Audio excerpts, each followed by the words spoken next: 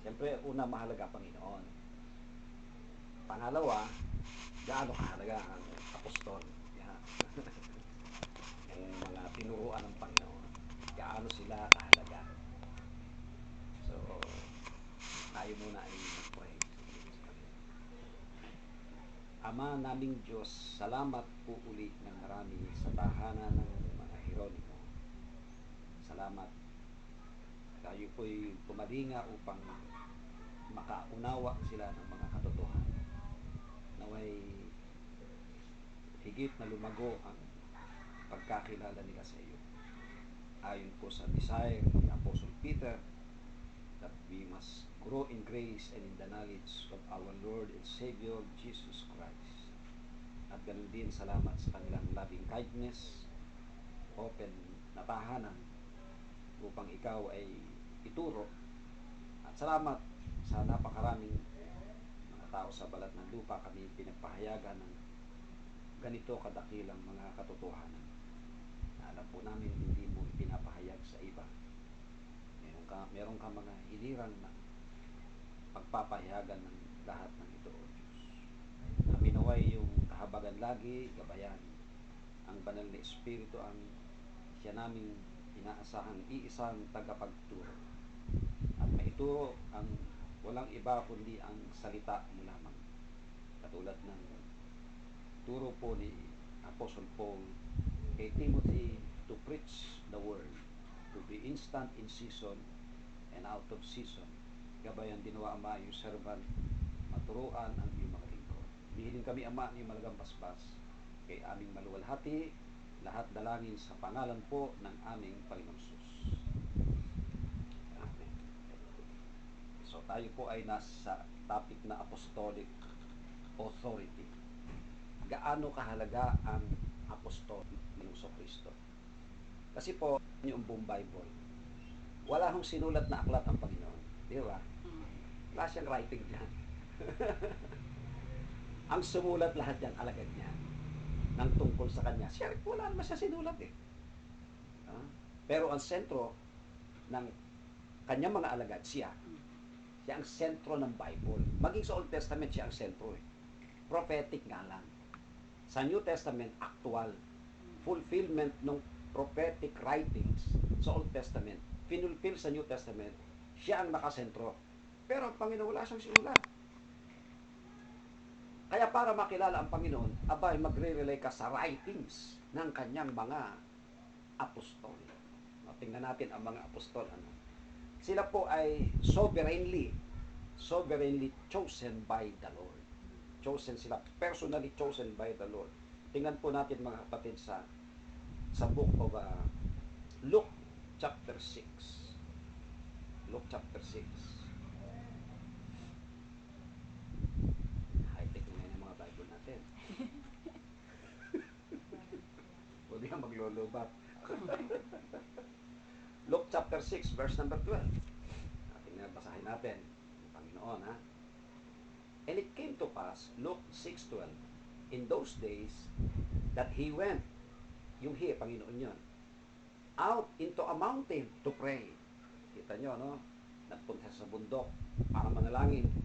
And continued all night, ha? In prayer to God. Mukhang napakahalaga ng kanyang gagawin, kaya sa magdabag siyang nanalangin doon sa bundok. Yes, very important, no? Kasi pagdating sa 13, and when it was day, hindi nga natulog ang Panginoon eh. Nanalangin talaga lahat eh, no?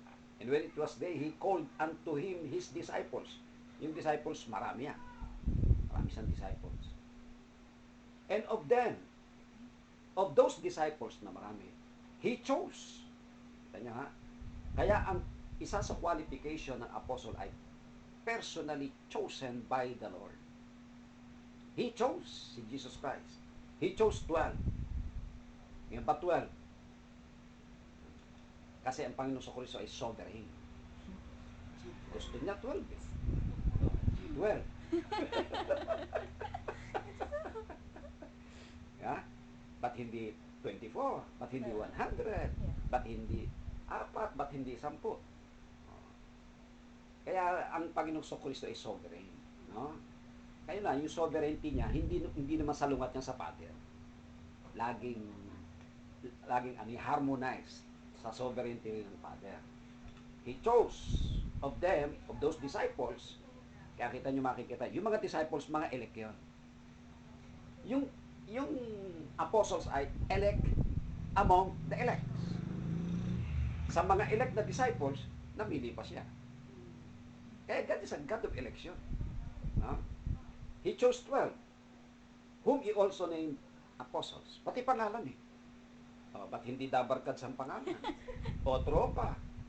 Di ba? Ba't hindi ganon? Ba't ang pangalan ni apostles? Kaya maliwat, name, pati pangalan eh. Yung title nila eh, apostles. Alam na natin sagot. Yung gusto niya eh. Marunong ka pa sa pumili. Di ba? Yun ang pangalan ng mga 12. 14, Simon, whom he also named Peter. Si Simon at si Peter, isa yan. And Andrew's brother. Sa mga apostles, may mga magkakapatid dyan. 2 ang magkapatid dyan. Yan si Peter at si Andrew. And James and John. Yan si James at si John, magkapatid din niya. No, ang tatay nila ay iisa lang. And Philip, Bartholomew, Matthew, Thomas, James, the son of Alphaeus, and Simon, bali 2 ang Simon. Isang Simon called Zelotes. Ito yung panghuli. And Judas, the brother of James. Ibang Judas ito, brother ni James. No? Kaya si James at si Judas magkapatid din. No? Ang pangdalawang dalawa, and Judas Iscariot, which also was the traitor. O ba't naman pumili ng apostol? Ba't may Judas? Bakit? Isasagot natin, gusto ng Panginoon may Judas. Yan si Judas, kaya pinili, nakalagay sa scripture, that the scripture might be fulfilled. Ang scripture na yan, nasa Book of Psalm, no? Ang aking kaibigan na pinakain ko ng aking tinapay ay nagtaas ng sakong laban sa akin. Kinakailangan may fulfill na ako. May hindi ako fulfill eh. Kasi pwede kahit sino yan eh. Hindi pwedeng wala. That the scripture might be fulfilled. Ay si Judas ang taga-fulfill. Ayun. Kaya ganon, para ipakita sa atin, na sa mga apostles, merong hindi totoo. Unsaved. Hindi saved si Judas eh. No? Ay apostol nga eh, merong unsaved eh. Sa mga pastor kaya. Hindi ba napakarami ding unsaved? Diba? Kung ba pastor eh, talagang lingkod na ng Diyos yun. Ito nga, apostol to eh. Later on naman, nahayag naman si Judas. No? At may ipinalit sa kanya ang Panginoon. Iyan si Paul. Si Paul ang pamalit dyan. Si Paul yan. No? Bagaman, di ba, pumili din sila Peter? Hindi tama yun. Kasi, di ba, ang apostle ay personally chosen. Ba't sila ang pipili? Di ba dapat pipili, Panginoon? Kaya ang tawag dyan ni apostle of the Lamb. Number 1 qualification ng apostle ay personally chosen. Talagang Panginoon ang pumili sa kanya. Hindi pumili kapwa apostol mo lang. Pwede yun. Walang right ang sino mga apostol na pumili ng apostol ng Panginoon. May right lang pumili niyan ang Panginoon kasi apostol niya yan. Siya may power na gumawa niya. So makita natin, yan ang apostles. No? At ang mga apostles, napakahalaga sa Panginoon sa Kristo sapagkat simula nung siya nangaral, sila ang kaniyang kasama. Kasama ng Panginoon niyang mga apostol na yan. Lagi niyang kasama yan. Now, tingnan nyo, ang binasa natin ay Luke chapter 6. May kaparehong chapter din yan sa Matthew. Tingnan natin sa Matthew chapter 10. Matthew chapter 10, verse number 1. Di ba kanina si Luke? Ito naman si Matthew. Halos kapareho ang kanilang pagkasulat. Meron lang sinulat si Matthew na hindi naman nabanggit ni Luke. Dito sa Matthew chapter 10, verse number 1, diba dito hindi binanggit kay Matthew na nagpunta muna sa bundok ang Panginoon na nalangin. Dito, binanggit dito, tumawag na lang siya ng apostol. Verse 1, and when he had called unto him his 12 disciples, he gave them power against unclean spirit. Ayan niya. Tapos binanggit ang mga pangalan sa 2. Now the names of the 12 apostles are these. First, Simon. Ayan. Hanggang sa verse 4 ay si Judas Iscariot. Di ba? Pagdating, tanda nyo, chapter 10 yan, ha? Pagdating sa chapter 11, sa verse number 25, binanggit niya ang pagkapili sa mga apostol na yan. Sabi sa verse 25, so, bago-bago pa lang yun. Chapter 10 yung isa no? Kaya bago-bago pa lang yan. Sabi sa chapter 11, verse 25, at that time, Jesus answered and said, I thank thee, O Father, nananalangin ang Panginoong Kristo sa Ama, sa langit, Lord of heaven and earth. Anong dahilan ba't siya nagpapasalamat? Because, this is the main reason, thou hast hid these things from the wise and prudent. Itinago. So, maliwanag, may eleksyon. No? May pinagtataguan, hid. Sino yung mga wise and prudent? Yan yung mga parisayot, mga eskriba, yung mga kaaway niya. No? Na nag-aaral din ng Bible. No? Sila yung authority sa Bible nung araw eh. Alam nyo ba, bago ka maging parisayot, kung gaano kahirap? At the age of, sa mga tradisyon ng mga Hudyo, at age of mga 5 pa lang, ibubukod ka na sa temple. Hanggang sa umidad ka, hanggang sa magkita 20 ka. Kasi kakitaan, sino ang humaharap sa Panginoon? Hindi ordinaryong tao. Mga Pharisee kasi. Ano sila? Aral sila. At sila yung mga kinikilalang tagapagturo in those times. Pero ang turo nila ay mali. Nung dumating ang Panginoon, kaaway nila. Hindi nyo na po na ang Panginoong Kristo. Nag-aral ba siya sa paaralan ng mga Pariseo? No. Hindi nag-aral doon niya.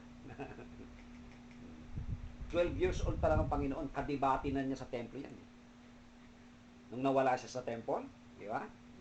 Sa Luke chapter 2, nawala siya eh. Nung bumalik yung kanyang magulang eh, ando sa temple, nakikipagdebate sa mga doktor. Oh, mga Pariseo yun eh. Kadibati na niya, 12 years old pa sila. 30 years old na ang Panginoon. Yung kadibati nila, ito na. Nagmimilagro na. Kaya siya sabing, hid, tinago. Ganon din ngayon. Nung araw pa, tinatago na ng Diyos yan. Ngayon din naman. Yung mga pastor na nagmamagaling-galing, bandang huli naman, malalaman mo, wala namang alam. Di ba? Alam mo, kagaling-galing nila. From the wise and prudent, at kanino ni-reveal? And has revealed. Ibig sabihin ng revealed ay to uncover. To remove the veil. Yan ibig sabihin na reveal. Kanino yung reveal? Unto the babes. Sino yung babes na tinutukoy niya? Yung babes ay yung mga apostol niya. Naka-chosen pa lang sa 10. Kapipili pa lang niya at katuturo pa lang. Kaya mga baby pa yan sa knowledge. Yan siya sabi niya mga babes. Nakasalungat ng mga Pariseo. Hindi mga nag-aral. Kasi mga mangingisda. Mangingisda yan.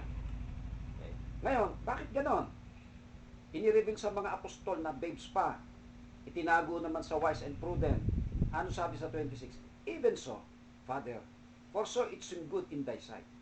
Kaparehas na sagot natin. Yun ang gusto mo eh. It is good in your sight. Sagot ng Panginoon yan. No? Ba't mo inihayag dito? Ba't itinago mo rito? Pag sumagot ang Panginoon, yung gusto niya. Di ba? Ang army niyan, paano sumagot? Unfair yan. Mukhang Panginoon Kristo, pag sumagot, gusto na kamay yun eh. Kino-question ba niya yan? No. So good in thy sight. Tingnan natin sa 27. Kasi nga, ito ang katotohanan sa 27. Okay? Kita nyo, Di ba sa chapter 11 ng Matthew 11, ang paboritong verse ay yung 28, Come unto me, all ye that labor and heavy laden, I will give you rest. Pero yung 25, 26, 27, na tungkol sa sovereignty, hindi naman nababasa yun ha. Di ba? Sa ulado yung 28, oh. Tsaka 29, take my yoke. Oh. Mamaya tatanungin natin, come unto me. Sino yung pinakakam niya dito? Lahat ng tao? Eh maliwanag yung sabi sa verse 25b, hid these things from the wise and prudent. Lalapit ba yung pinagtaguan niya? Hid nga eh. Di ba? At sino yung magkakam? Eh di pinagpahayagan niya, revealed. O di ba? Ano nga man lumapit yung pinagtaguan? Nakatago nga, ilalapit ba yun? Tapos ituturo para sa lahat. Di ba? E tingnan mo pag istorya. Paano magiging para sa lahat? Itinago nga. At nung itinago ay nung gusto mo eh. Tapos nung mag-invitation ng Panginoon, come unto me, ay para sa lahat yan. No. Nakita niya, no? Hindi alam ang context. Ngayon, pag binabasa mo, alam, ay, come unto me, ay ang lalapit lang dyan, yung pinag-revealan. Yung pinagtaguan ba, hindi lalapit dyan. 27 muna tayo. All things are delivered unto me of my Father. And no man knoweth the Son, but the Father. So sila lang dalawa ang magkakilala talaga eh. Neither knoweth any man the Father. Walang nakakakilala sa Father. Save the Son, Son lang. At sino pa makakakilala? And He, to whomsoever the Son will reveal Him. Sa kanino mang gustong pagpahayagan ng anak. Kaya, sino mang gusto niya? Sovereignty, di ba? Ay ginusto nga, ay yung mga babes, sila Peter. Kaya may eleksyon. No? Kung sino man. Sino man. Yung mga Pariseo, nag-aral pa yon. Sila Peter naman hindi. Nag-aral mangisda. Pero nag-aral ba sa theology? Di katulad ng mga Pariseo, maliit pang batay, andoon na. Alam na yung mga law ni Moses. Di ba? Oh. Pero, yun ang sinasabi ni Paul. Ever learning, but never able to come to the knowledge of truth. Miski mag-aral ka na mag-aral. Like for example, bago ko po natutunan ang turo ng Lord, ako po'y graduate ng 3 years course sa Bible School sa Bethany Baptist Church sa Makati. 3 taon ako nag-aral. Nung matutunan ko to, tinapon ko lahat eh. Wala man tama. Wala. Walang tama. Sabi, nag-aralan ko. Sala lahat eh. Miski man kayo, miski sumahin nyo, yung mga itinuro sa inyo nung araw, at kumpara sa katotohanan nakikita natin maliwanag pa sa sikat ng araw, ano ang tama sa natutunan nyo? May tama ba? Eh kung may tama, ba't aalis pa tayo? Tama pala eh. Ba't pupunta tayo sa bago eh? Tama pala. Wala namang tama eh. Akala mo lang yun. Tama. Hindi pala. Di ba? Akala natin, talagang nasa ano na tayo? Mga manggagawa ng Panginoon. No? Mga pastora. Mga woman leader. Na Vince na.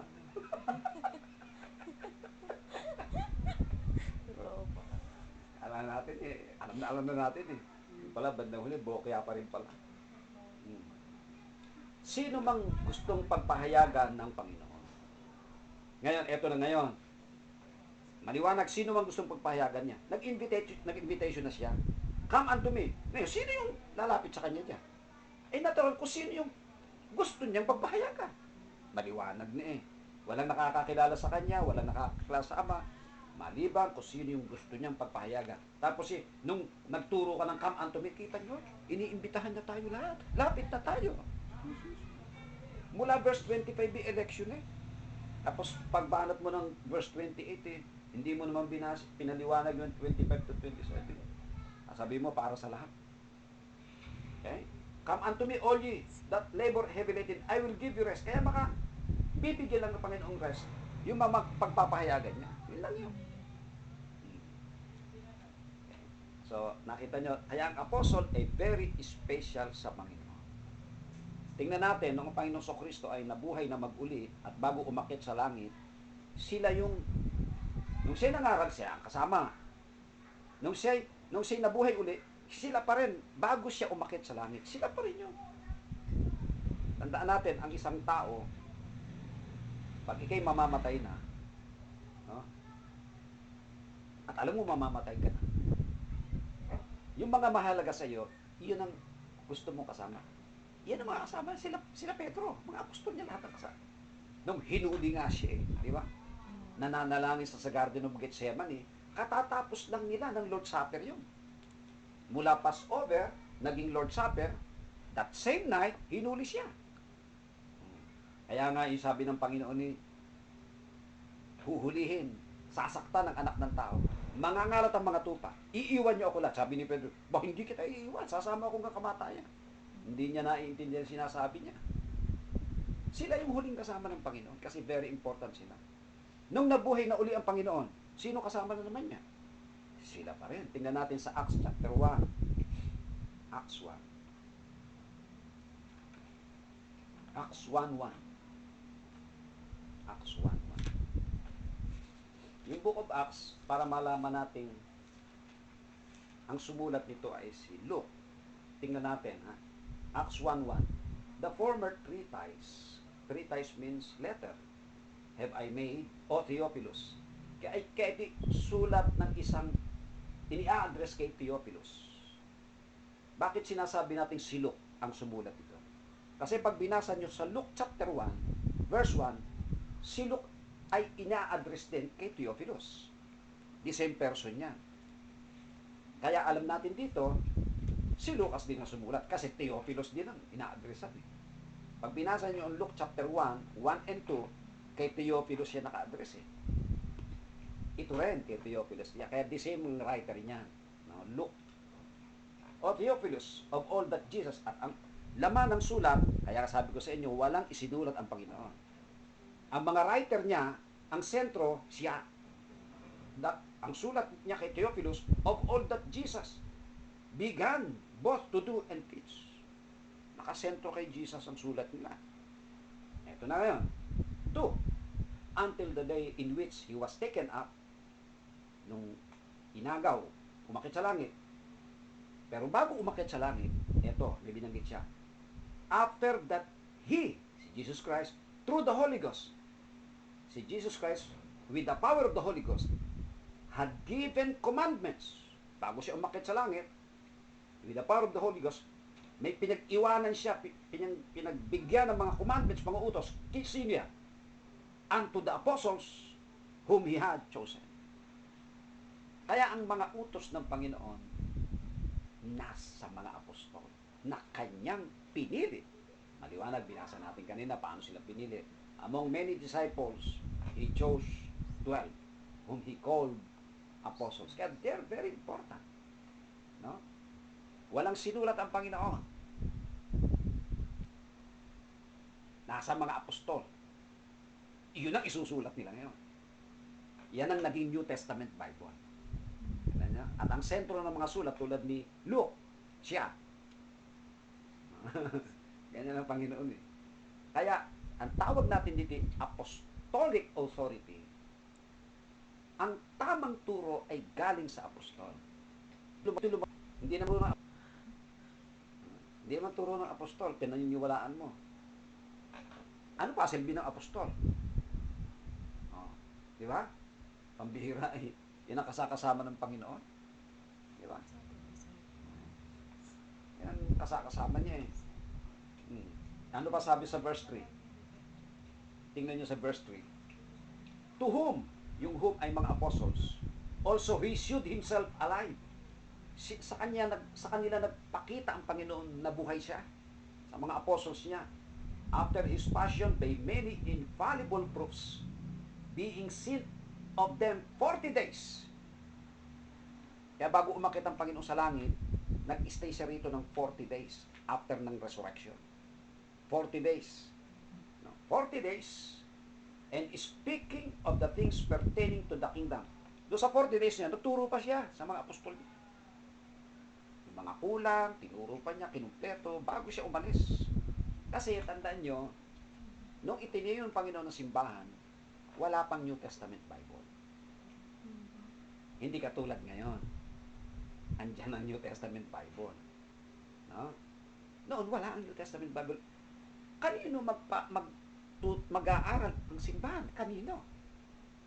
Sa mga apostol na directly nire-revela ng Panginoon ng kanyang commandments. Direct. At pag sumulat sila, yan ang magiging New Testament Bible. Tulad ni Paul, 14 books ang sinulat niya. Pero nung hindi pa niya sinusulat ang 14 books, nagtuturo siya directly na ang galing ay galing sa direct revelation of Jesus Christ. Kaya pag sinabi natin revelation, tulad kanina, He distinguished from the wise and prudent and revealed unto the babes. Pag sinabi mong revelation, that is direct. One-on-one yun. Hindi yung tinuro kay Maddie, tinuro ni Maddie kay Vince. Hindi na direct revelation. Di ba? Pag sinabi mong direct, walang gap. Yun ang direct. Very, very special. Apostle yun. Kaya ganun katindi ang apostol eh. Direct yun. Alda niya, no? Yan ang kaibahan ng apostol. Ang mga apostol, hindi mag-aaral kung saan-saan. Panginoon talaga ang magtuturo sa kanila. Yung isusulat nila, direct yun. Tayo, yung pinag-aaralan natin, hindi na yan revelation. Tapos na ang revelation eh. When the apostles died, no more revelation. Kaya nga ang last revelation ay Book of Revelation. Revelation of Jesus Christ to Apostle John. That's the last revelation. Kita mo ang title, Revelation. Pagpapahayag ng Panginoon.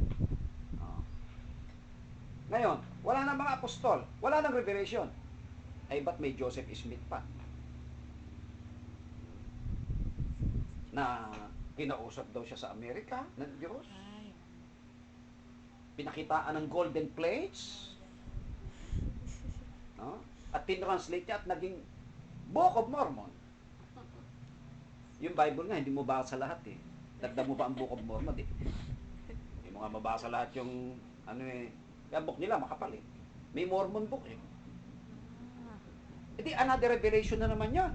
Direct revelation kay Joseph Smith, ganun ba yan? Tapos na ang revelation eh. Mapakikita natin mamaya pa. Tapos na. Kaya. At look to the man Joseph Smith. Qualified ba siyang pagrevela ng Panginoon? Sige, tingnan niyo po sa encyclopedia. Joseph Smith died with more than 50 wives. Mahigit 5 asawa niya. At magugulat kayo. Gaano kabata ang pinaka-bata niyang asawa?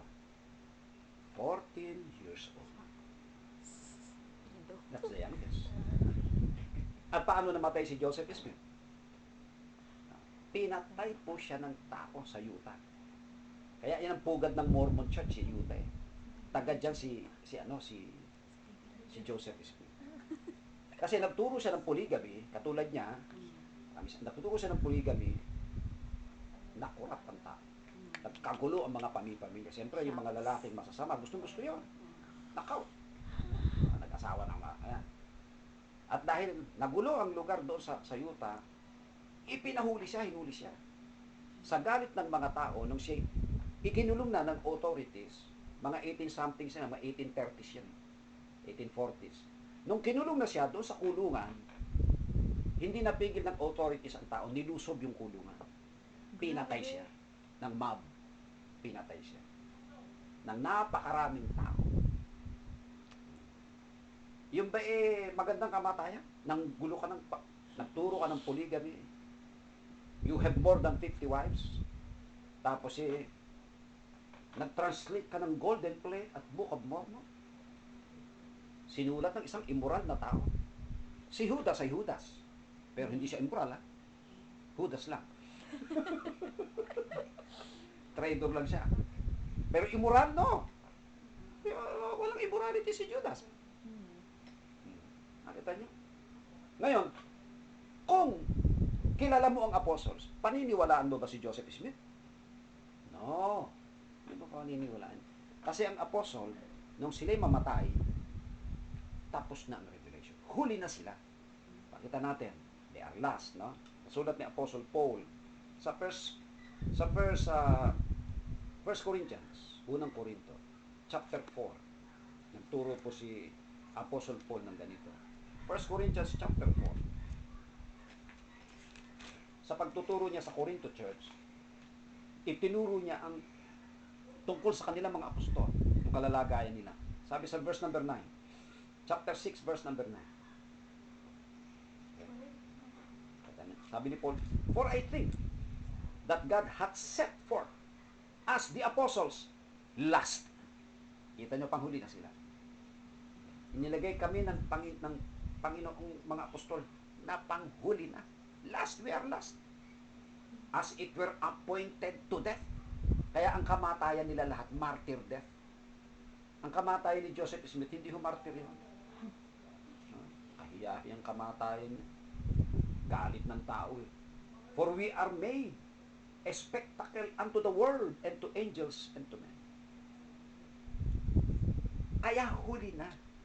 After the death of the apostles, no more revelation. Tapos na ang revelation. Kaya nga, nung isulat nila ang Bible, tapos na ang Bible. Kasi pag nag-reveal na naman ang Panginoon, another Bible na naman, nakasinulat ni Joseph Smith. Ngayon, kung alam mong ang apostol ay last, ba't mo paniniwalaan si Joseph Smith? Lumitaw si Joseph Smith ay 1,800 years nang patay ang apostol. May revelation na naman. Ganyan din ang nangyari sa Seventh-day Adventist Church. Alam niyo ba na ang mga writings ni Ellen G. White na prophetess ng Seventh-day Adventist Church ay parang Bible din sa kanila? Ang mga writings niya. Kasi nga revelation, prophetess yan. Ang ano nila. The same with Saksi ni Jehovah. Sino ang founder ng Saksi ni Jehovah? Si Charles Russell, kaya ang tawag sa Russellites. Actually, ang Bible, hindi naman Bible ang authority nila. Ang authority nila, yung tinatawag nilang Blue Book and the Red Book na sinulat ni Charles Russell. That's their authority. It's not the Bible. No? At revelation daw ng Diyos yun kay Charles Russell. Apostle ba siya? At last na eh. Oh. Kaya nga sino pang lumitaw yan? Kita mo, lumitaw naman sa Pilipinas. Si Apollo Quiboloy. Oh, ang dami na namang follower ni Quiboloy. No? At hindi kayo nagtaka. No? Ang yayaman. Kasi Kristo napakahirap. At kung napapanood nyo si Apollo Quiboloy, di ba? Oh, mga imported ang kanyang mga singer. Ang gaganda. Ha? Ang nasa harap ng kanyang stage, no? Yung mga imported. Russian. Di ba? Mga foreigner eh. Yung nasa likod, yun ang mga Bisaya. Nasa likod, mga Bisaya. At di ba? At siya raw appointed son of God. Direct daw siya kinakausap ng Diyos. Kaya si mga nag-prophecy, ito mga prophecy niya, nung kumandidato si Gibo Teodoro, kalaban si Noy Aquino. Hindi naman si Noy yung bata ni Quiboloy. Ang bata niya si Gibo. Nung ipinakilala niya si Gibo Teodoro, napanood ko yun eh. At nasa YouTube yun. No? The next president of the Republic of the Philippines. Kita mo, pinakilala, next president na eh. Pero talo. Eh di, sala ang revelation sa iyo. Pero naniniwala pa rin ang tao. Eh maliwanag sa Book of Deuteronomy yun eh. No? Pag may nag-prophesy na mali, ay huwag ko nang paniwalaan. False prophet yun. Minsan nakakatsamba. Paano kung nagkamali ka? Ang totoong prophet, hindi nagkakamali at hindi tsamba. Tama lahat. Ngayon, kung alam mong apostle ay right, paniniwalaan mo siya. That's their problem. Kaya nga sabi ko sa inyo, naglitawan ng kulto. Hindi alam yung tungkol sa apostolic authority. Sa atin po, hindi pwede yan. We know that the apostles are last. Ang tawag natin diyan, apostolic authority. Wala na. Wala nang susunod. Yung commandments, teachings, iniwan na ng Panginoon sa kanyang mga apostol. Lahat yan. Kaya tingnan natin, nung dumami ang simbahan, wala silang New Testament Bible. Ha? Old Testament meron. Pero New Testament Bible, wala. Hindi pa nga sinusulat eh. Pero saan sila nagre-rely ng teaching? Tingnan natin. No? In the book of Acts chapter 2. Acts chapter 2. Parang bumabalik tayo sa istorya nila ng araw. No? Wala silang pinagbasa ng Bible. Lalong walang cellphone na ginamit niya. Lalong wala. No? Ngayon, high-tech na high-tech eh. Book of Acts chapter 2. Sa Acts chapter 2 ba, maraming na-convert dyan. No? Acts chapter 2. Tingnan natin ang conversion. Daming na-convert dyan eh. Sa verse number 41. Yung pinag-aralan natin about baptism. 2:41 ng Acts. Then they that gladly received His word were baptized. Voluntary yan, ha? At ilan yon? In the same day, there were added unto them about 3,000 souls. Ang dami niya. Paano mo tuturuan yung 3,000 niya? Ang magtuturo dyan, mga apostol. Paano? How? Ito na, sa verse number 42. And they continued steadfastly in the apostles' doctrine. Apostle, ha? Kasi doon iniwan ng Panginoon sa mga apostol. Apostles' doctrine and fellowship, in breaking of bread, and in prayers. Kaya nga ang simbahan ng Panginoon, ang tawag ni Apostle Paul dyan ay, bukod sa ang Panginoon, ang cornerstone, chief cornerstone, ang apostles ang foundation. Foundation of the apostles, yung doktrina ng mga apostol, ang pundasyon. Kasi yung doktrina ng apostol, galing sa kanya yun, galing sa Panginoon niya. At yun ang totoong simbahan. Nasa apostles' doctrine. Walang kikidala ng ibang doktrina. Naku, doktrina lang ng apostol. Wala na. Hindi pwede yun. Pakita po natin yun, no? Na sa doktrina lamang ng mga apostol. Let's see. In the book of Ephesians chapter 3. Hindi lang apostol ang tawag dyan, apostles and prophets. Dalawa yun. Alamin natin yung Ephesians chapter 3 sa verse number 4. Ephesians 3:4. Si Paul, apostle din niya. Tingnan natin.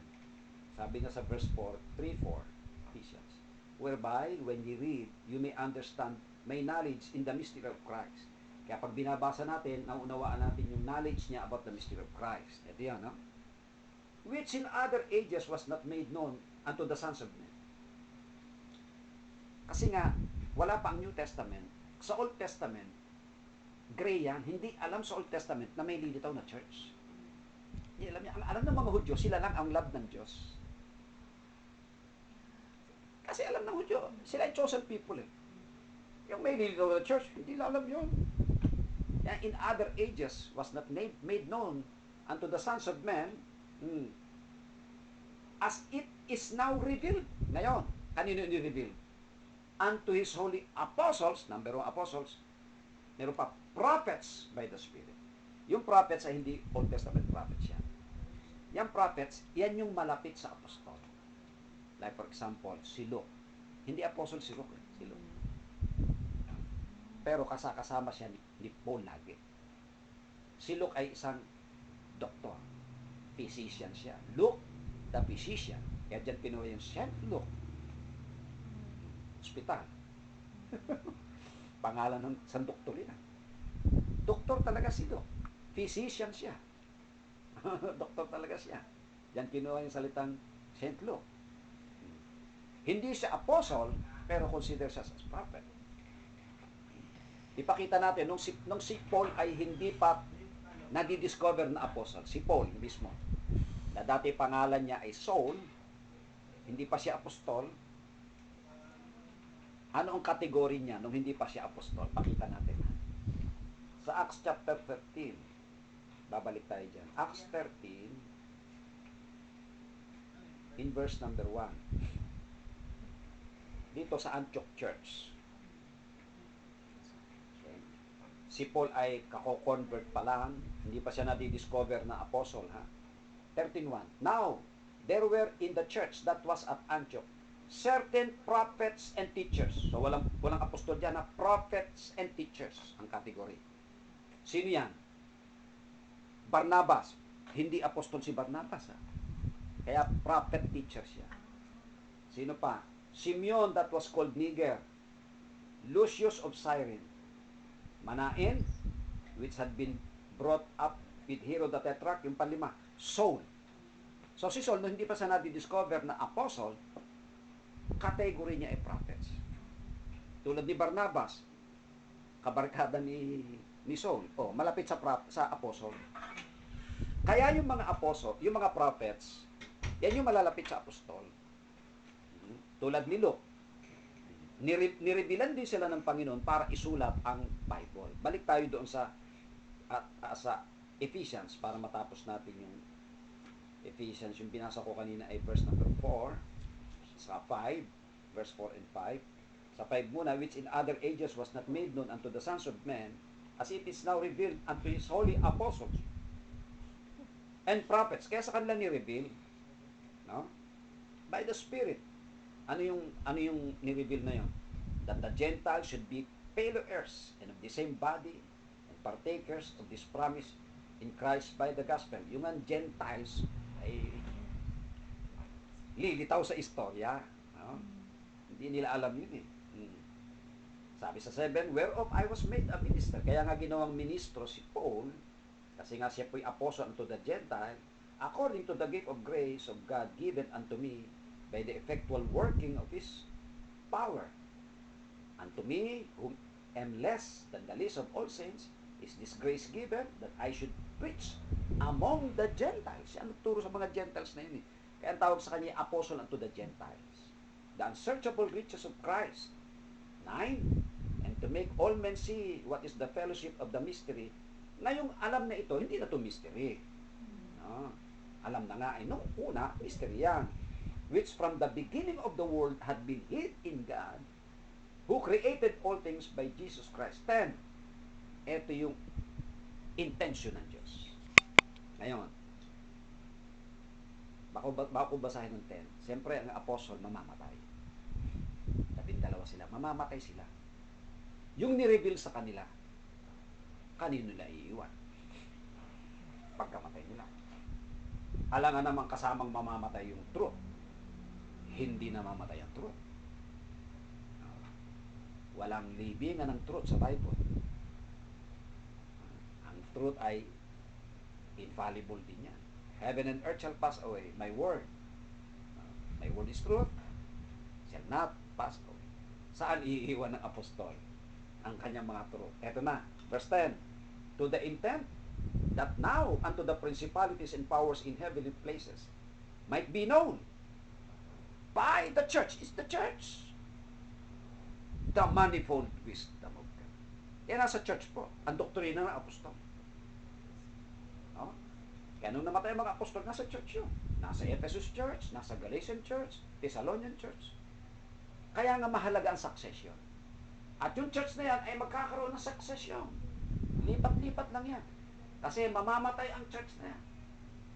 Pero magpaparang tao. No?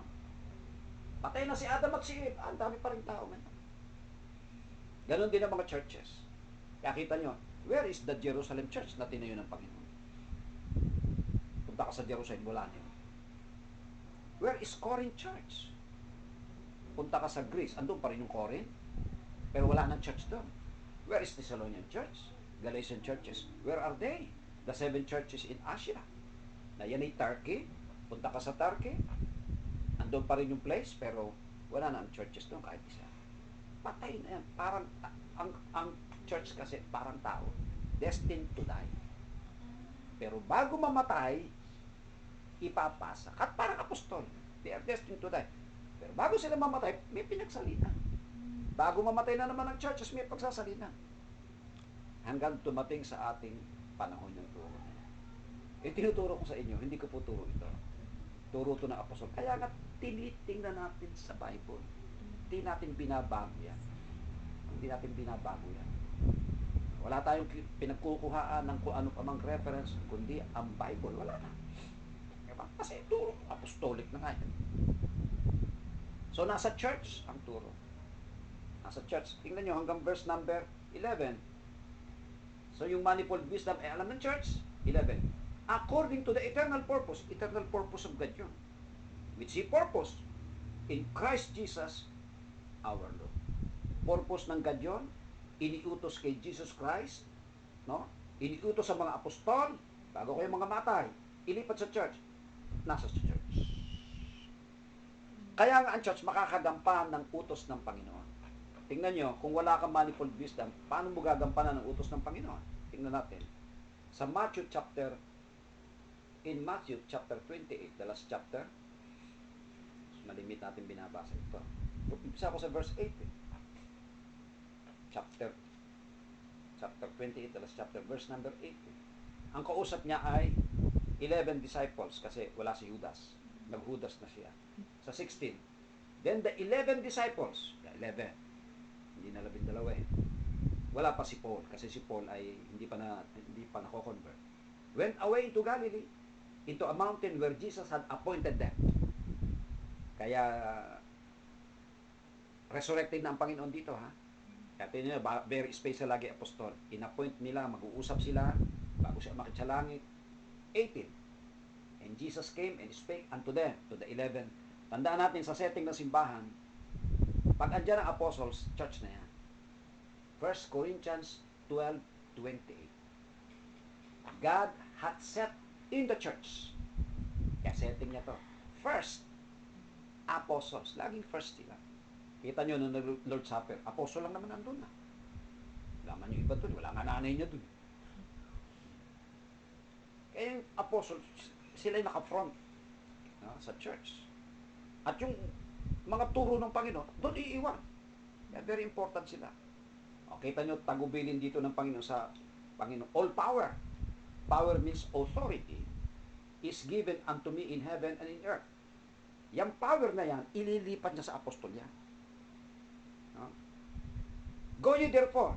Kaya conclusive. Yung salitang therefore, parang ganyan. Therefore, because of this power, you go. No? So, pinag-go niya ang church with power, with authority. You go. Teach all nations. Magagawa ba ng apostles na i-teach ang all nations? No. Ang magagawa niyan ay succession na.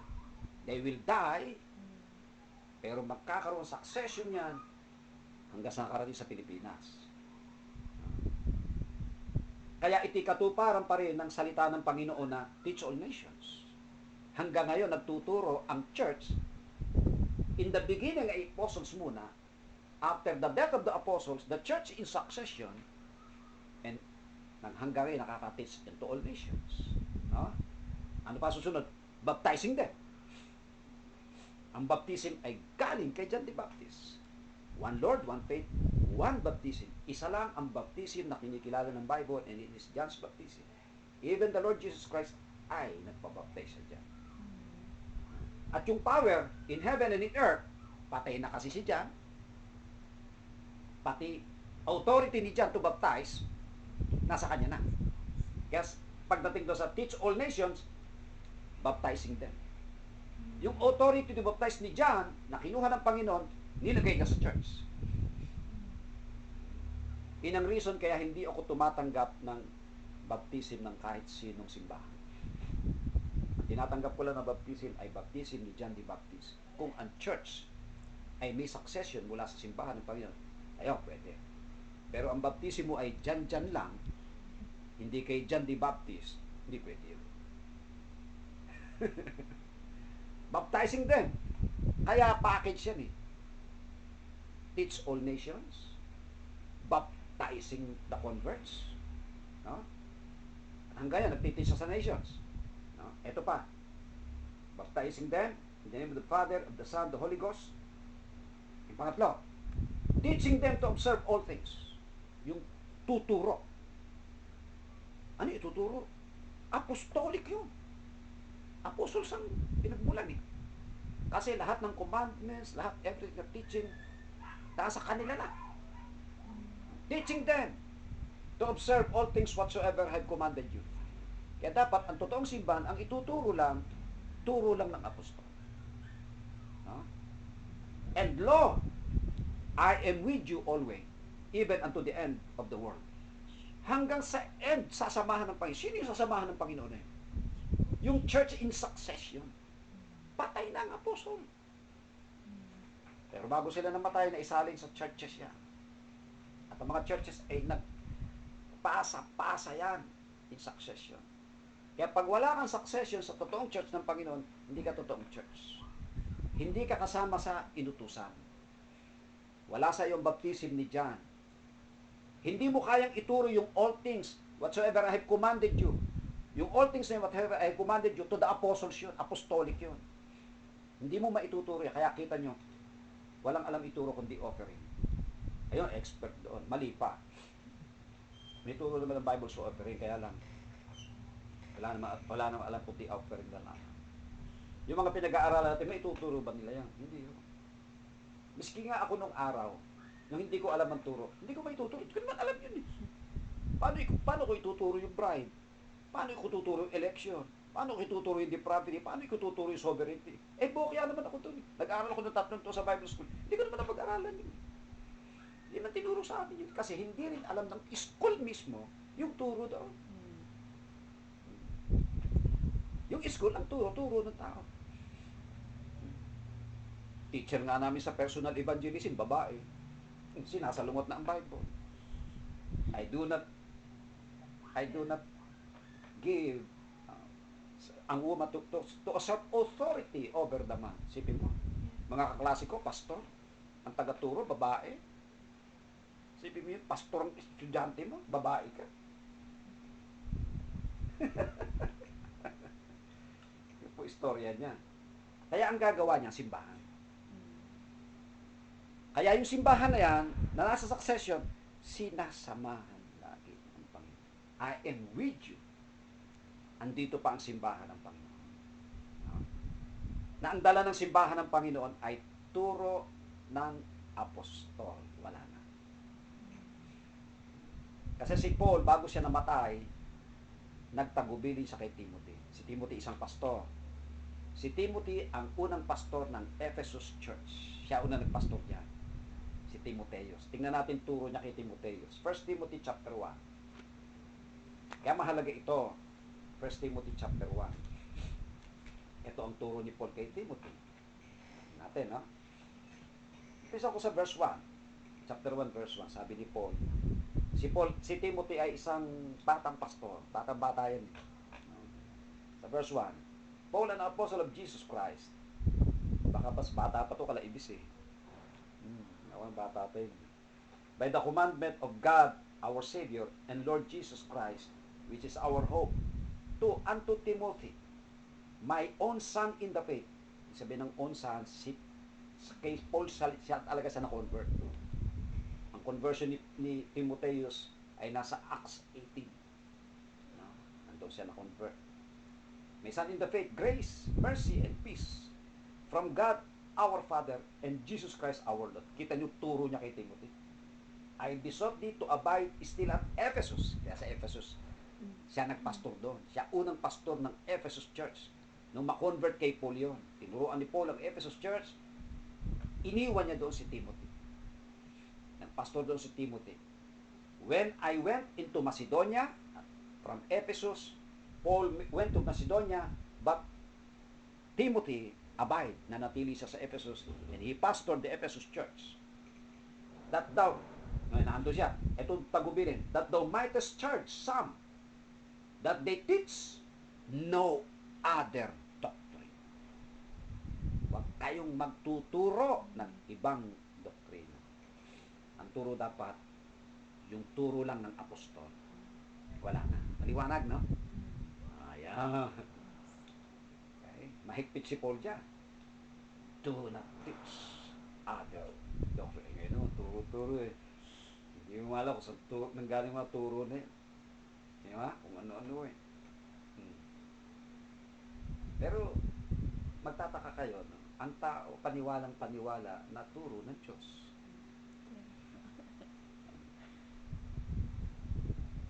Wala lang magtanong ng ano eh. Dapat sa kada turo, dapat tatanungin, Pastor, saan sa Bible yan? Gagalit po eh. Eh, na nga eh.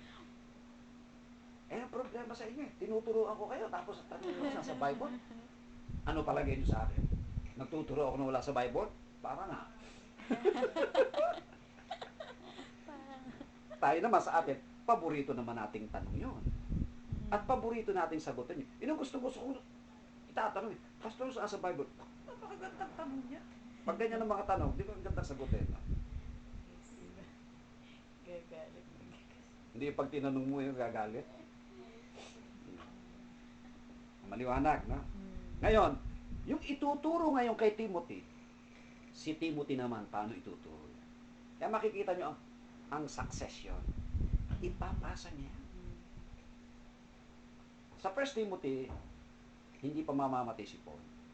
Pero sa 2 Timothy, that's the last epistle of Paul. Mamamatay na siya dyan. 2 Timothy. Pakita natin. Kaya sa lahat ng sulat ni Paul, the last is 2 Timothy. Yung ikalawang sulat niya. Tingnan natin sa 2 Timothy. Ha? Tingnan nyo sa chapter 4. Verse number 5 and 6. Chapter 4, 5 and 6. Pakita natin, mamamatay na siya dito. Sabi sa chapter 4, 5, sabi niya kay Timothy, but watch thou in all things, endure afflictions, do the work of an evangelist, make full proof of thy ministry. Sabi sa 6, for, the word for is, because I am now ready to be offered. The time of my departure is at hand. Kasi doon sa Rome, nasa Rome siya, bilanggo siya, lumabas na yung hatol ng emperor. Si Emperor Nero, ang emperor during his time. Na ang hatol sa kanya ay beheaded Paul. Pupugutan siya ng ulo. Maaring habang nakakulong siya, habang sinusulat niya to, andoon nakita niya, hinihahasa na yung pampugot ng ulo niya. Kaya sabi niya, the time of my departure is at hand. I am now ready to be offered. Nahahasa na. Kaya huli, yan ang huling episode ni Paul, yung 2 Timothy. Pero may tagubilin siya dyan kay Timothy. Sa chapter 2, tingnan natin. Ito ang tagubilin niya. Napakahalaga. Very important na dapat tuparin ni Timothy. Chapter 2 ng 2 Timothy. Okay. Now, therefore, kaya doon sa Ephesus Church, si Timothy hindi nagturo ng iba, di ba? Teach no other doctrine. Kaya matibay yung Ephesus niya. Nung una. Pero alam natin, dumadating yung time, kukurap yan. 2 Timothy chapter 2, verse 1. Thou therefore, my son, be strong in the grace that is in Christ Jesus. Tingnan nyo sa 2. Tagubili ni Paul kay Timothy kasi nga huli na ito. Lapit na siya mamatay. And the things that thou hast heard of me, mga narinig sa kanya, among many witnesses, hindi lang kasi si Timothy tinuruan ni Paul, si Titus, si Onesimus, si Philemon, no, ang dami pa siyang tinuruan, si Priscilla and Aquila, ang dami niyang tinuruan. Among many witnesses, tinuruan niya. The same thing niyo, commit thou to faithful men. Yung mga itinuro sa kanya, kung paano ginawa ko sa iyo, Timothy, ituturo mo rin sa faithful men. Look for a faithful man. Commit it to faithful, at hindi man, hindi singular, man. No? to faithful men, who shall be able to teach others also. At yung mga faithful men na yan, be sure, ituturo din nila sa iba.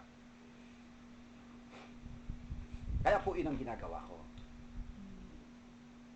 Ang dahil ko Timothy, Christian, si Ibes, si Tawe, yung mga taga doon. O, meron pa ako naturuan sa Pangil Laguna, meron ako naturuan sa Bandarumpa, o may naturuan ako sa Bulan, Sorsogon, meron ako naturuan sa Tacloban, meron sa Bisaya, meron sa Cebu, meron sa Pangasinan. Hanapin niya. At sila'y magtuturo din sa iba. Parang si Timothy. Kaya yun ang principle na success yun. Kaya because of this principle, nakarating sa akin. At maliwanag po rin sa isipan ko yung kung paano yung bilang ni Paul si Timothy teach no other doctrine. Kasi hindi po ako nagtuturo ng ibang doktrina. At yung mga tinuturuan ko po, huwag kayong magtuturo ng iba. Mahirap yan. No?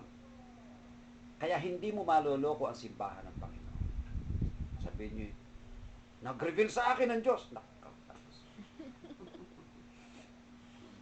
Iyan ang turo ni Felix Manalo. Nagkulong daw siya sa kwarto.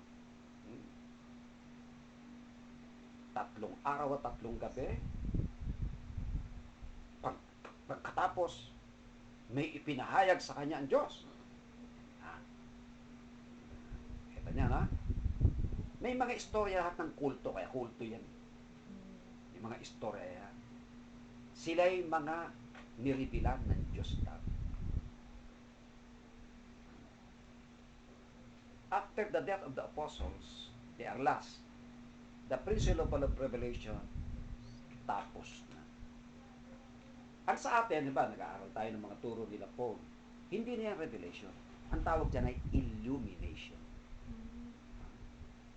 Tayo ini-enlighten ng banal na espiritu sa pag-aaral. It's not revelation anymore. Wala nang revelation. No?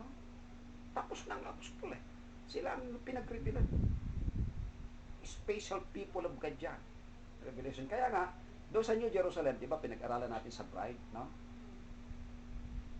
Yung New Jerusalem, 12 pinto. Sa 12 pinto, nakasulat ang 12 tribes of Israel. Kasi, titira din si Israel dun eh. Asawa siya ng father. Now, the church, nasaan? Nasa 12 foundations. The names of the 12, kaya 12 apostles of the Lamb. Because they are personally chosen by the Lamb. Yun ang representative ng church. No? Kaya doon din titira naman ang church na wife naman ng son. That's the story. No? Kaya maliwanag yun eh. Kita nyo, sa Israel, paano ko malalaman Israelita? Kaya sasabihin mo, ako'y Levi. From the tribe of Levi ako. Ako'y Benjamite ako. Malalaman, ganun ba? No? Ay, hindi ka naman, anong tribo ka? Tribo ka ni Igme? Hindi. Hindi pwede yan. Pag wala ka sa tribo nila, hindi ka Hudyo, di ba? Ganun din. No? Wala kang koneksyon sa apostol. Ay, hindi ka simbahan ng Panginoon. Kaninong apostol ka nang galing? Oh. Must be apostolic. No? Special sila sa Panginoon. Bago namatay ang Panginoon. Walang sinulat ang Panginoon, ha? Pero ni-reveal sa 12 na yan. Sila ang nagsulat. Tsaka yung mga prophets na kasakasama nila. Okay? So, inaano natin maigi, no? Teach others also. Ililipat. So wala tayong kinikilalang ibang turo. Maliban sa turo ng mga apostol. Ito na, no? Ayan na. Okay? At maging si Timothy, ito last verse natin. Nung si Timothy po ay sulatan ni Apostle Paul, 2 Timothy to, doon sa chapter 4 na binasa natin ni 5 and 6, pupunta tayo sa chapter 1. Chapter 4, verse 1. Diba? 5 and 6 yung binasa natin eh. I am ready to be offered. Sa verse 1, ito patagubili ni Paul kay Timothy. Sabi niya, I charge thee therefore before God. Kanina, tinuro sa 1 Timothy 1:3, teach no other doctrine. Umulit si Paul dito sa last episode niya. Therefore, before God and the Lord Jesus Christ, who shall judge the quick and the dead at His appearing and His kingdom, sa verse 2, preach the word. Ang ipipreach ni Timothy, word of God lang, wala na. Na yung word na yan ay galing sa mga apostol. At sa pagtuturo, be instant, in season, out of season.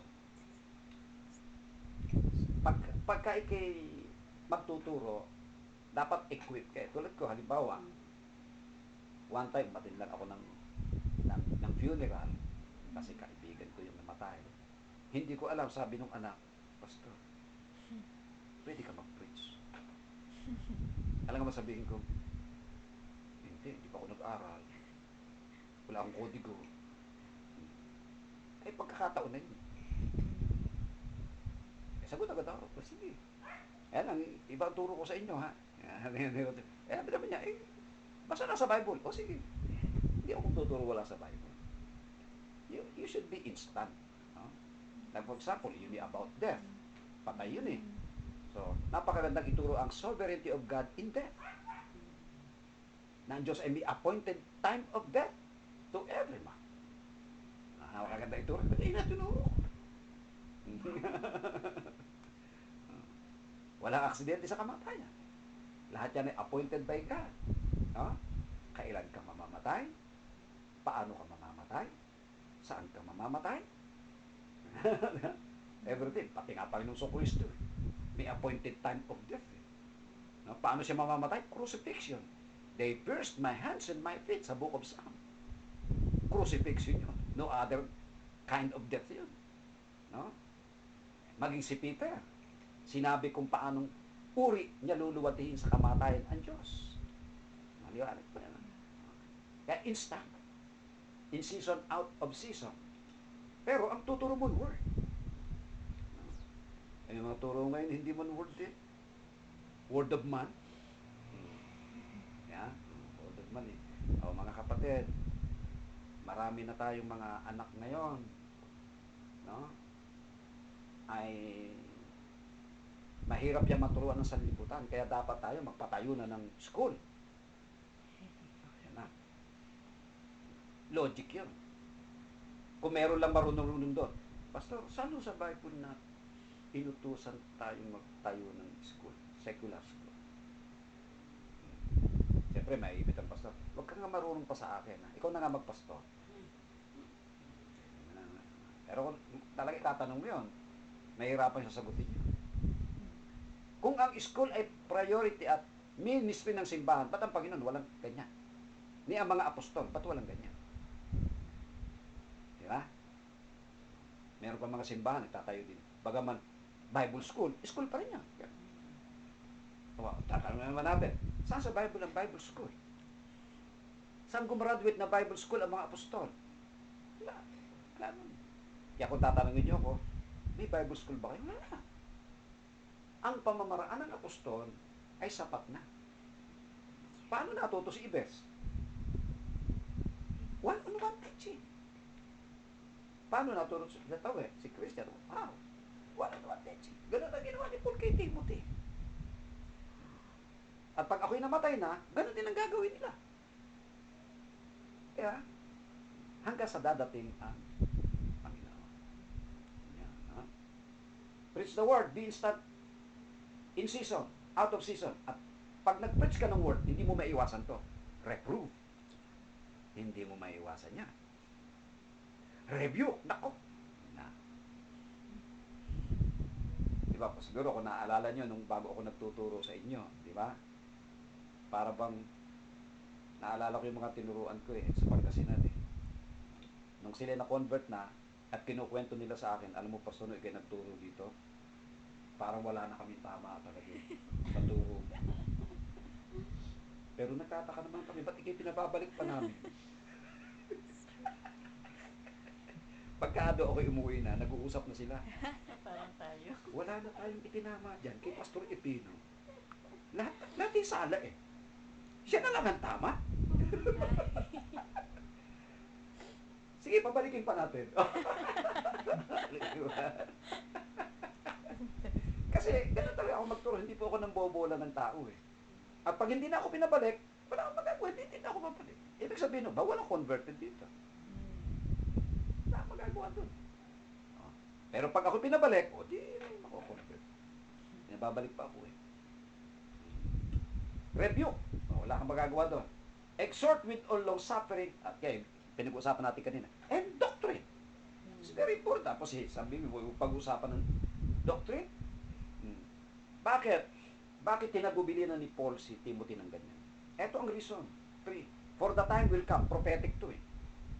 Kaya mamamatay na siya sa verse 5 and 6. Sabi niya, the time will come when they will not endure sound doctrine. Yung sound ay healthy. The word sound means healthy. Yung healthy to the soul. Pagkain ng salita ng kaluluwa ay soul. Ang word of God, ng soul. But after their own lust, shall they heap to themselves teachers, having itchy ears. Itching ears, ibig sabihin, ang gusto ng tao, kinikiliti sa tainga.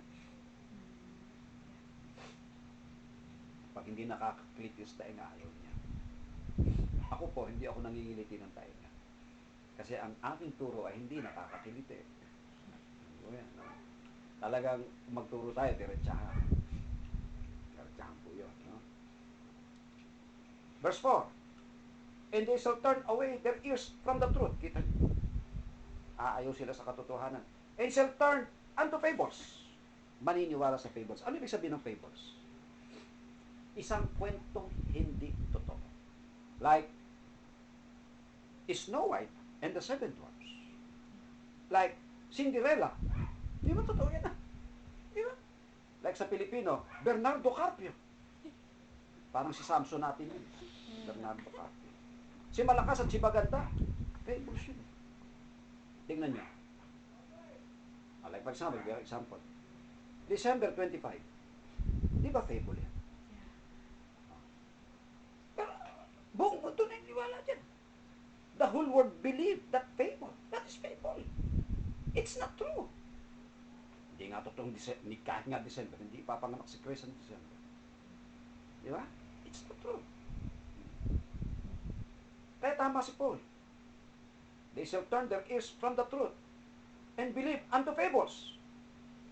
Tinuro ko sa inyo ang bendo. Truth yun. Pero ayaw nila. Dati, lahat nakagano. Pero ngayon, wala na. Yung Pasko, na hindi truth, ayun, pinaniwalaan na lahat. Nakita nyo na, no? Kaya tama si Paul. Prophetic to eh. Kaya ang tuturo ni Paul dapat word. Teach no other doctrine. Ito na nga ang dahilan.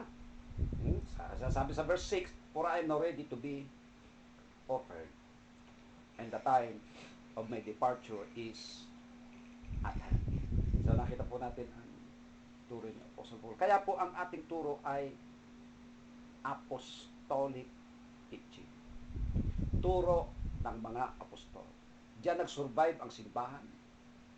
Kahit wala pa ang written Bible, i-reveala ng Panginoon ang kanyang mga apostol hanggang sa sinulat yung inireveal niya sa mga apostol. At yan ngayon ang ating pinag-aaralan. Kaya wala tayong pinag-aaralan, binabasa, kundi ang Word of God. Kasi nga, yan po ay apostol. So, yan po nagtatapos ang ating mahalagang pag-aaral. Pag hindi, wala na sa Bible, hindi po apostolic yan. Impostolic. Impostor. Galing sa impostor yun.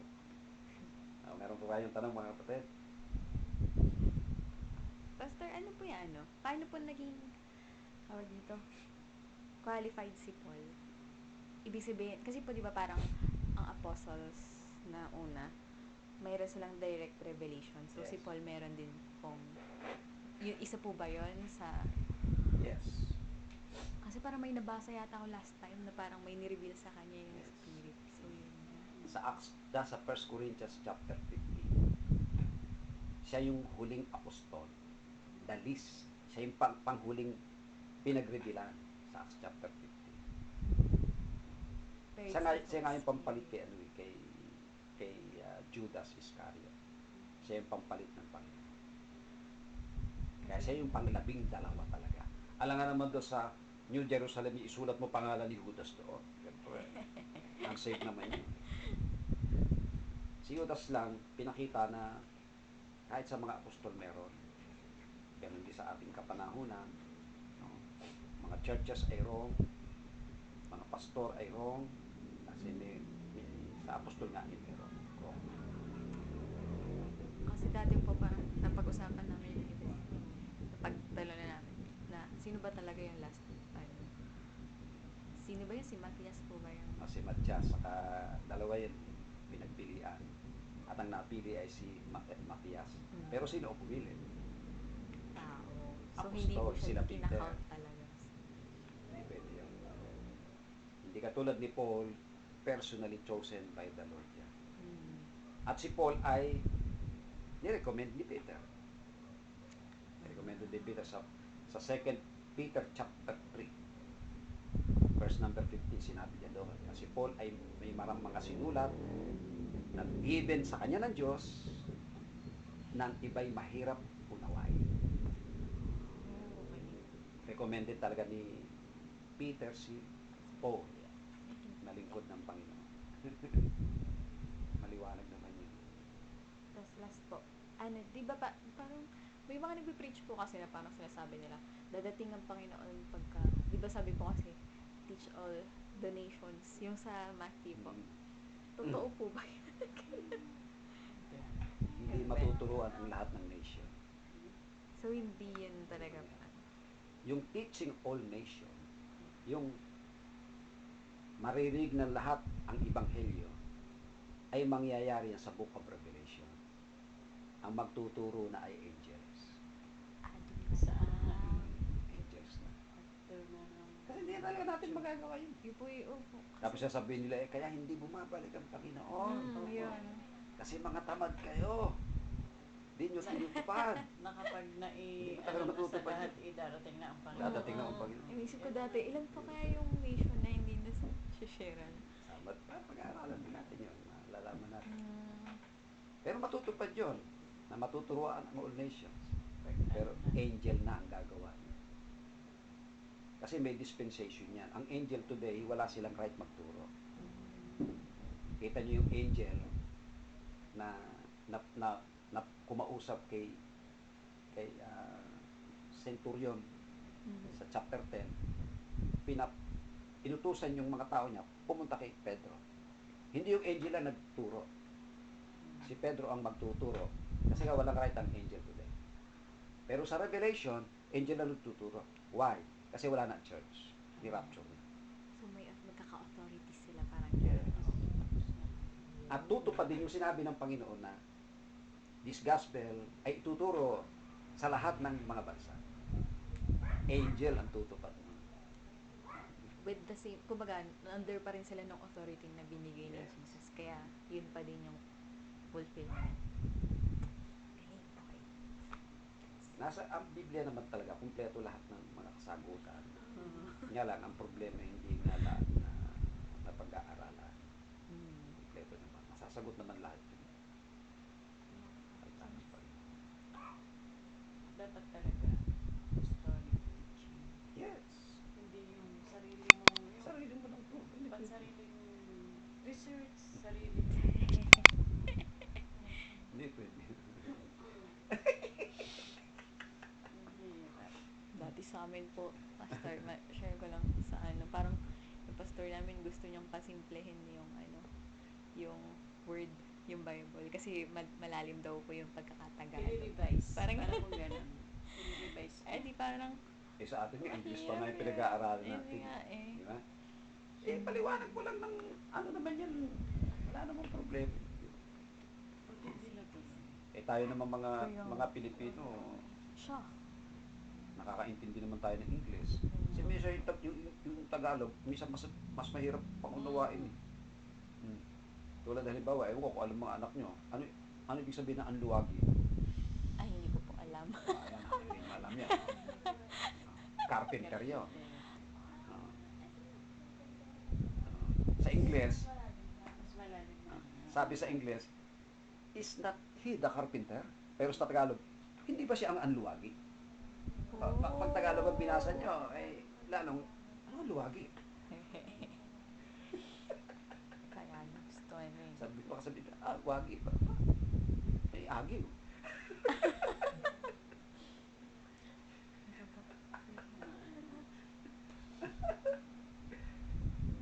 Hello? May tanong ka ba? Ano ba si Ibes? Si Ibes. Ikaw nakikinig. Wala. Ay, Ibes. Wala. Na-lockdown ka na ha.